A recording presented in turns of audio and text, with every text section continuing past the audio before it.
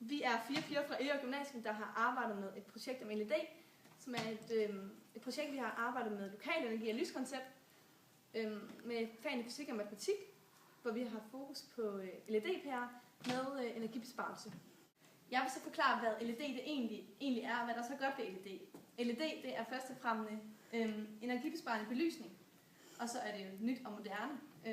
Og det varmer lys en energibesparende pære, og så udsender LED-pæren ikke så meget varme som f.eks. en glødepære, og det vil sige, at al energien, du bruger i selve pæren, den går til lyset, og ikke så meget til varmeenergi, altså termisk energi. Og en LED-pære fungerer simpelthen sådan, at inde i pæren, der er der delt op mellem, at på den ene side, der er der en masse elektroner, og på den anden side, der er lidt mindre elektroner.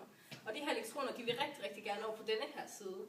Så herinde på midten, der mødes de simpelthen. Og ved at der bliver ladt et elektron ind her, så udgiver det simpelthen et foton, og det er det, som der giver lys.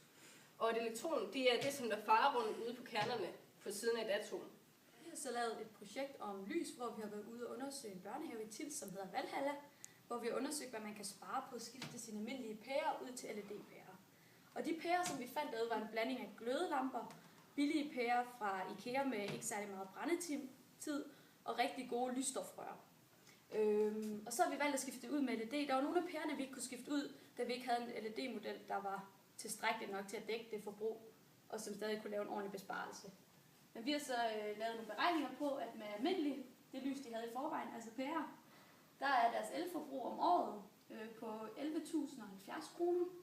Og så hvis de skiftede deres pærer ud med LED, vil forbruget blive på 6.562. Altså en rigtig fin besparelse. Og for at regne tilbagebetalingsud, der har vi så brugt Q1-formlen, hvor vi har isoleret vores N, som jo er tilbagebetalingstiden. Og dermed har vi puttet vores data ind, og så har vi fundet ud af, at tilbagebetalingstiden for børnehaven det vil være 4,38 år. Og hvis det har vi prøvet at lave en graf over, hvor vi har af x-aksen har vi antal år, og af y-aksen der har vi pris. Og så kan vi se her for LED-pærer, der starter den ret højt, fordi pærerne de er ret dyre, men den falder langsomt, fordi at de har et så lavt elforbrug, eller energiforbrug. Og vi kan se her ved den almindelige pære, det belysning de har i forvejen, det koster så ikke noget i starten, men fordi at det er så meget dyrere, så kan man se her, at cirka, som beregninger siger, ud for vores firtal, der krydser de, og dermed bliver LED så billigere efter her. Altså har vi en tilbagebetalingstid i børnehaven Valhalla på godt 4 år, og det vil derfor godt kunne svare sig for dem at skifte til LED-pærer, fordi de er en offentlig virksomhed. Ja,